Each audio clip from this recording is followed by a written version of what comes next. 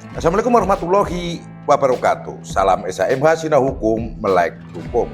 Pemirsa SHMH yang berbahagia sebangsa dan setanah air, yang saya hormati, yang saya muliakan dimanapun Anda berada.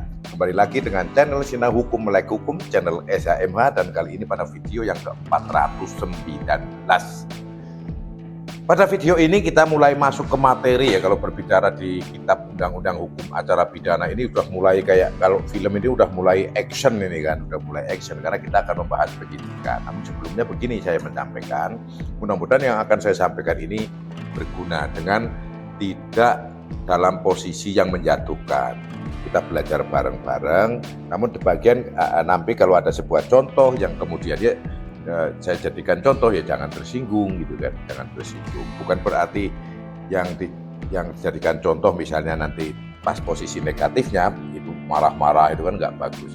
Saya pikir sudah tidak zamannya lagi kalau untuk berbicara seperti itu, anti kritik ya, padahal dia tidak mampu atau mungkin ada kekurangan, diberi masukan supaya dia bertahan. Nah, kita kembali lagi Bapak. Kadang memang ada orang ngomong seperti ini, bahwa orang bodoh gitu ya, orang bodoh itu akan menciptakan argumentasi membenarkan kesalahannya. Wah ini orang bodoh. Namun kalau orang cerdas, dia akan belajar dari kesalahannya. Jadi kalau memang sudah posisinya sudah salah, dikasih masukan, ya itu termasuk kategori yang mempertahankan kesalahannya. Itu salah satu ciri orang bodoh.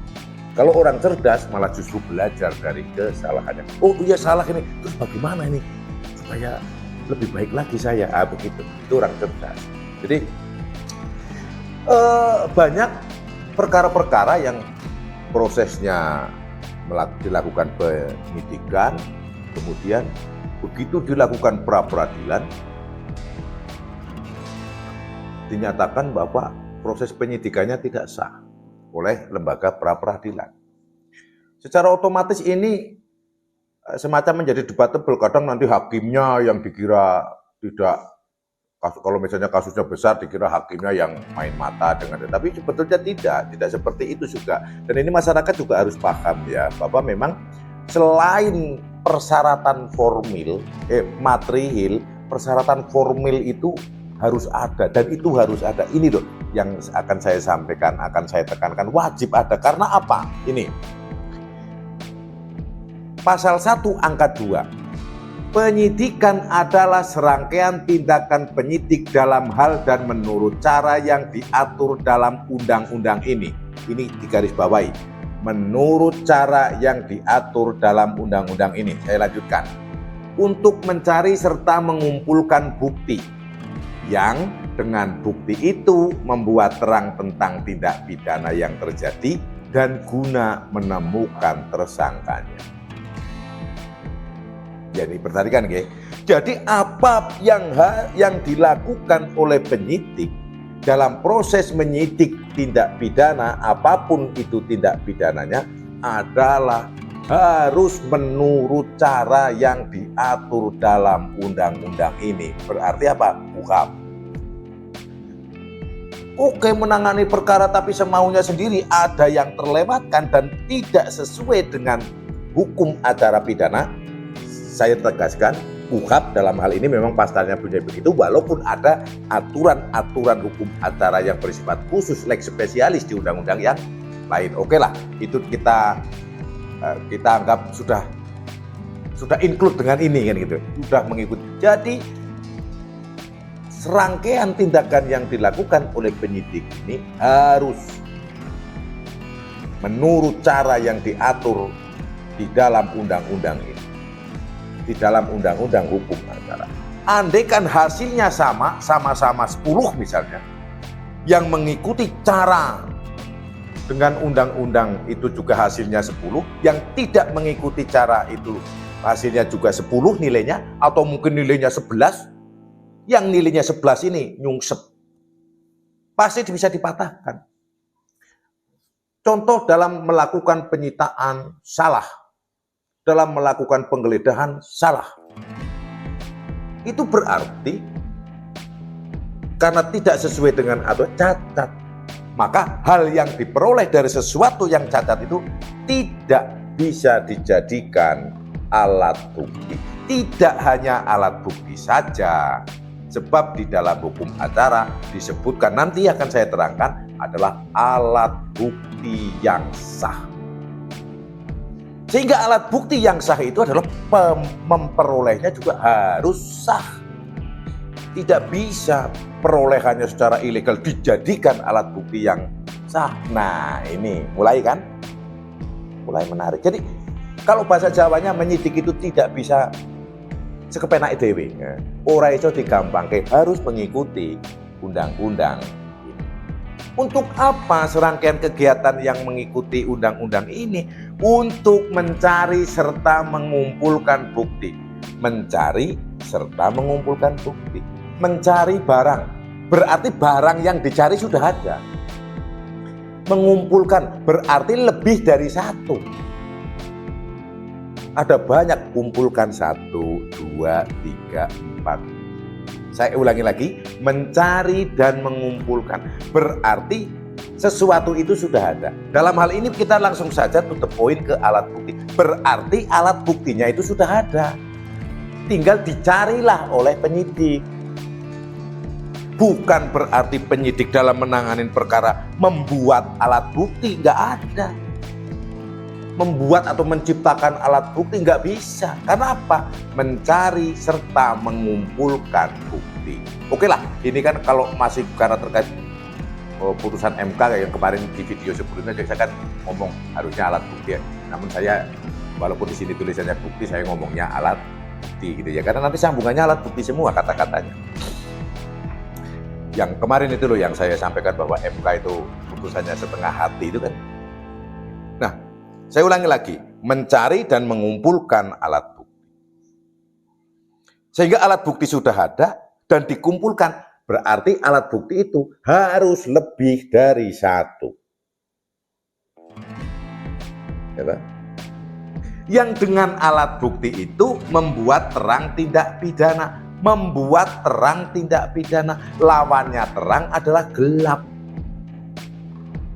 Mengapa kok ada kata-kata terang? Sebab di video sebelumnya saya sebutkan bahwa dalam proses suatu penyelidikan, saya ulangi, penyelidikan itu sudah dapat menentukan suatu tindak pidana. Hasil dari penyelidikan adalah suatu tindak pidana yang dapat atau tidak dilakukan penyidikan. Kemudian dalam proses penyidikan adalah yang dengan alat bukti itu yang sudah dicari dan sudah dikumpulkan membuat terang tindak pidana. Karena apa? Sudah ada tindak pidana dari hasil penyelidikan namun belum terang. Maka setelah dilakukan penyidikan menjadi lebih terang. Begitu maksudnya. Contoh, barang yang mengkilap digosok sekali penyelidikan, ya masih, ya sudah agak mulai tapi belum. Kemudian digosok lagi dalam kedua kali tahapannya, maka mengkilap. Nah, yang tadi digosok lagi di penyidikan, maka menjadi lebih terang. Sehingga kalau memahami posisi ini dari penyelidikan dan penyidikan, tidaklah mungkin ada suatu perkara yang sudah masuk ke dalam proses penyidikan namun akhirnya dinyatakan bukan tindak pidana. Itu tidak mungkin. Iya kan? Proses lidik hasilnya suatu peristiwa tindak pidana yang dapat atau tidak dapat dilakukan penyidikan. Berarti sudah jelas ini di proses penyelidikan. Oke, kita lanjut. Yang dapat dilakukan penyidikan. Setelah dilakukan penyidikan, kumpulkan bukti-bukti dicari oleh penyidik menjadi lebih terang. Kalau proses dan itu sudah sesuai dengan aturan undang-undang ini KUHP, ya kan baru sampai di sini. Sehingga tidaklah mungkin kalau memang prosesnya bertahap seperti itu, kemudian dapat dipatahkan siapapun itu. Tidak akan mungkin. Mau menggunakan ahli hukum, mau menggunakan advokat yang terkenal untuk mematahkan dalil-dalil, nggak bakal bisa. Nggak bakal bisa. Kalau sudah runut seperti ini. Kemudian membuat terang menjadi terang, maka ketemulah nanti dalam proses-proses itu menjadi terang. Nah, terang ini ya terkait dengan pasal-pasal yang diterapkan. Misalnya kalau pencurian ya 362, 363, 365. Apa tuh yang jelas? Oh, ini 365. Sama-sama pencurian tapi ada kekerasannya, kan seperti itu. Oh, ini hubungan badan. Oh, bisa jadi 284. Oh, enggak, ini ada kekerasannya, berarti 285. Kan gitu. Oh, ini korupsi, ini penggelapan. Oh, ini penggelapan dalam jabatan. Oh, akan lebih terang.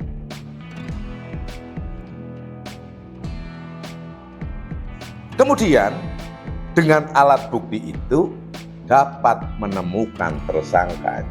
Jadi tersangka itu tidak dibuat. Tersangka itu tidak dapat diciptakan.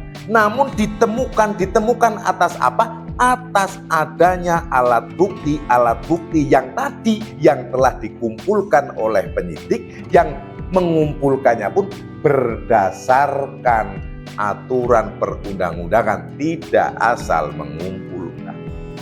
Maka kan mengerucut, oh ini si tersangka.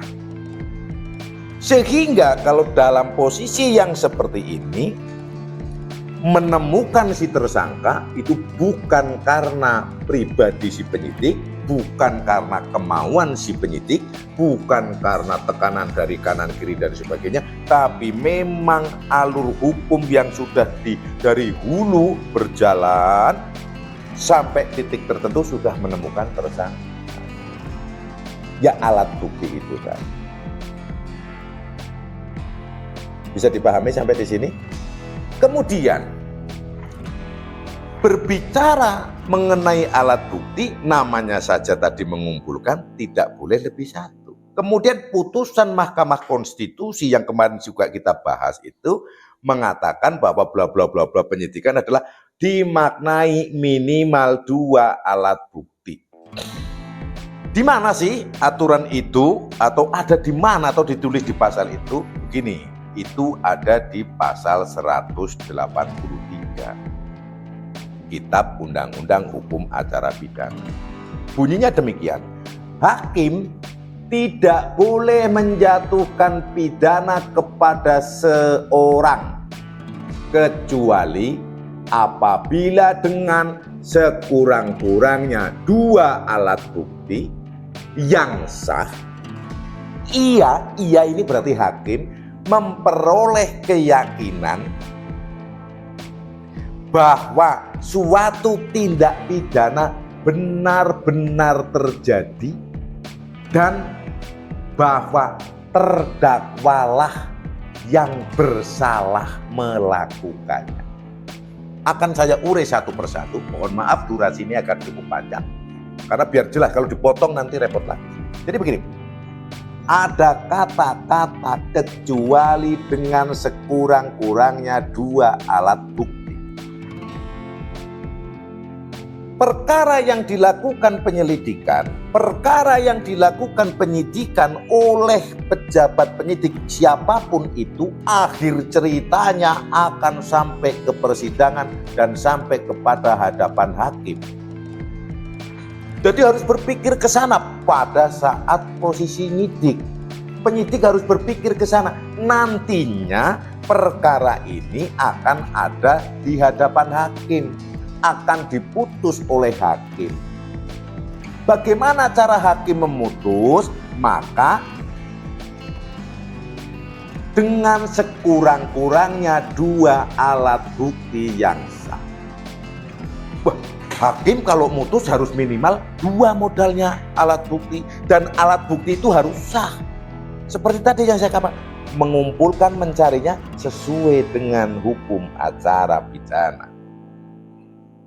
Dan hakim dapat menjatuhkan pidana kepada seseorang minimal dengan sekurang-kurangnya 2 alat bukti yang sah. Itu minimal.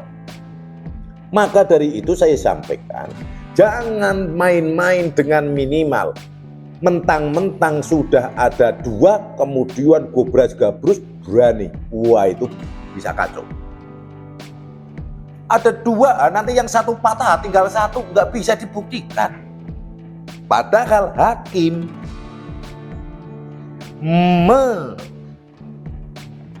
menjatuhkan vonis atau pidana harus dengan minimal 2 alat bukti. Lah kalau yang disuguhkan hanya 2, patah 1, hilang, tinggal 1, nggak bisa. Tidak bisa mengacu pada pasal 183. Maka perkaranya bisa diputus bebas atau diputus lepas. Ini perlu diperhatikan. Maka dari itu alat buktinya harus maksimal. Jangan hanya 2, minimal. Ya seperti kita gitu loh, mau piknik ke Pulau Bali. Bagaimana sih kalau Pulau Bali? Oh, untuk perjalanan 1 juta, untuk sewa hotel 1 hari 500.000. Saya di sana akan 3 hari, ya kan? Kemudian untuk jalan ke satu tempat itu 1 juta, berarti kan 1 juta ditambah 1.500.000 ditambah 1 juta 3.500.000. Oke, saya sudah sampai Bali kan itu. Sudah bisa nonton-nonton. Oke, minimal itu. Ya sampai sana nggak bisa pulang. Udah habis. Sama seperti itu. Buktinya, alat buktinya cuma minimal 2, sidang kalah 1. Nyungsep itu. Ya kan? Maka dari itu alat buktinya jangan hanya ada 1. Jangan hanya ada 2.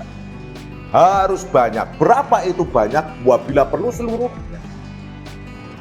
Di mana itu alat bukti yang sah berada? Oke, ini adalah pasal 184 KUHP. Alat bukti yang sah ialah A. Keterangan saksi, keterangan ahli, C. Surat, D. Petunjuk, E. Keterangan terdakwa.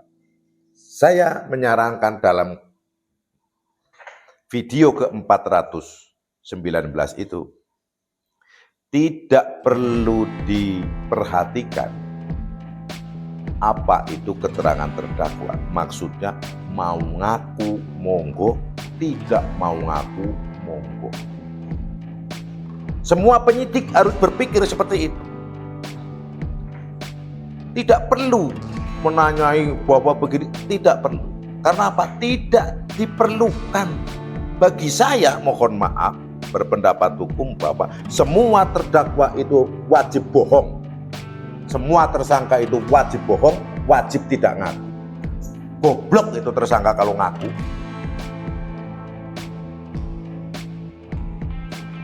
Nah, sehingga ada tantangan. Walaupun dia diam, bahkan dia diam nggak bicara pun nggak ada masalah. Yang penting adalah penguatan pada alat bukti. Yaitu apa? Keterangan saksi, keterangan ahli, surat, petunjuk. Dikuatkan. Sehingga semua perkara harus ada 4 ini diperoleh. Jika patah 1, masih ada 3. Kalau kita minimal kemudian maju dipaksakan dengan 2, akhirnya patah. Sedangkan alat bukti itu bobotnya itu juga sendiri-sendiri tidak sama. Sebagai contoh, keterangan ahli itu kan tidak mengikat kepada hakim, itu kan hanya 50-50. Hakim mau mengikuti boleh, tidak mengikuti juga boleh. Namun yang paling dikuatkan adalah surat. Surat itu tidak bisa berubah. Kalau sudah muncul, oh ini gitu. Dalam perkara apapun, ya bagaimana Bapak kalau posisi alat perkaranya itu tidak ada surat kan gitu kan? Ya pakai yang lain. Contoh keterangan saksi, kemudian ahli udah ada 2, kemudian siapkan petunjuk.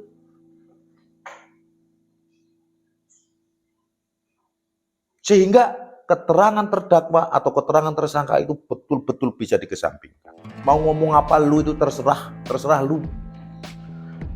Kalau penyidik sudah sesuai dengan hukum, mencari dan mengumpulkan alat bukti yang sah, kemudian berpikiran bahwa nanti hakim itu akan menggunakan minimal 2 alat bukti yang sah. Kemudian disiapkan 4 alat bukti. Pasti kena. Ngaku tidak ngaku, mau bohong, mau menggunakan hak diam, si terdakwa ini pasti masuk. Pasti masuk. Karena apa? Dengan adanya banyak alat bukti itu, maka bisa dipastikan hakim memperoleh keyakinan. Bagaimana dengan alat bukti yang sudah 4 namun hakim tidak memperoleh keyakinan? Andaikan ya toh, andaikan alat buktinya 4 dan diperoleh dengan cara dan metode sesuai dengan hukum acara pidana, kok hakim tidak memperoleh keyakinan? Saya berpikir aneh. Tapi kalau ada alat bukti yang memang alat buktinya dibuat-buat dan sebagainya, akhirnya tidak disambung-sambungkan, ya mungkin bisa hakimnya walaupun jumlahnya 4, namun hakim tidak yakin. Tapi kalau perolehannya sah, alat buktinya 4 sah kok hakimnya tidak yakin, saya berpikir hakimnya yang aneh. Mohon maaf ini. Alat yang jelas sudah sesuai aturan semua kok. Ya. Memperoleh keyakinan yang dengan alat bukti itu tadi minimal 2, 3 lebih bagus, bagus lagi 4. Kesampingkan alat bukti keterangan terdakwa. Memperoleh keyakinan apa? Memperoleh keyakinan bahwa tindak pidana benar-benar terjadi, pencurian terjadi, pembunuhan terjadi, pemerkosaan terjadi. Jadi keyakinan itu bukan keyakinan pelanggaran hukum yang lain, misalnya, wah, nah ini utang piutang, malah memperoleh keyakinan utang piutang, salah arah. Tapi kalau sesuai KUHP dan sebagainya, nggak mungkin akan salah arah, nggak mungkin. Kalau semuanya dilengkapi 4-4-nya, nggak mungkin. Pasti dapat menimbulkan hakim memperoleh keyakinan bahwa suatu tindak pidana benar-benar terjadi. Kemudian, nah ini memang harus dipahami bahwa ada unsur yang lain, bahwa terdakwalah yang bersalah melakukan. Nah jadi begini, bahwa terdakwalah yang bersalah melakukannya karena apa? Bisa jadi terdakwa itu melakukan itu namun dia melakukan tidak dengan salah. Contoh karena keadaan darurat. Contoh karena overmah, ya kan? Contoh karena membela diri, melakukan dia, tapi melakukannya tidak dengan salah, nggak ada persoalan. Silakan saja terjadi seperti itu. Namun dari posisinya hakim itu penyidik sudah jelas mengumpulkannya alat bukti lengkap tentang dia bersalah atau tidak. Melakukannya dengan salah atau tidak memang perlu diuji. Kalau melakukan dengan salah berdasarkan bukti, maka akan muncul melakukan bersalah, melakukan berdasarkan alat bukti, maka dengan meyakinkan melakukan pembunuhan. Bahwa benar itu divonis 13 tahun penjara misalnya. Melakukan betul namun karena overmah, karena keadaan darurat, keadaan yang memaksa, karena membela diri, maka dia ada alasan pembenar melakukan pembunuhan, namun dia tidak salah melakukannya. Maka kalau dalam pasal 100, maka dia tidak akan dihukum. Kan bunyinya begini, hakim tidak boleh menjatuhkan pidana kepada seorang kecuali apabila, nah kan gitu. Sudah proses ternyata membunuhnya karena membela diri, karena keadaan darurat, keadaan yang memaksa, overmah, maka tidak dijatuhkan hukuman. Maka yang dijatuhkan hukuman adalah dengan adanya minimal 2 alat bukti, yang saya tidak menyarankan penyidik hanya memiliki 2, harus lebih, harus 4-4-nya itu ada. Kemudian hakim itu dengan alat bukti yang sah itu, hakim memperoleh keyakinan suatu tindak pidana itu berarti apapun itu tindak pidananya, dan terdakwalah yang memiliki kesalahan dengan salah, dengan melanggar hukum, melakukan tindakan tersebut. Maka kalau terjadi seperti itu, tidak akan ada yang lolos tersangka. Mungkin ini penjelasan saya, durasinya sudah cukup panjang, tapi mungkin memang karena ini harus dilihat. Kemudian saya juga perlu menyampaikan bahwa untuk pasal 184 ayat 2, hal yang secara umum sudah diketahui tidak perlu dibuktikan. dibuktikan. Nah ini yang sudah secara umum sudah diketahui itu nggak perlu dibuktikan, jangan ngeyel-ngeyel kan gitu kan. Kadang ada yang bergaya-gaya cerdas, oh ini nggak perlu harus dibuktikan. Itu secara umum kalau orang habis makan pasti kenyang, itu nggak perlu dibuktikan. Bagaimana kamu bisa kenyang? Ini api mesti panas.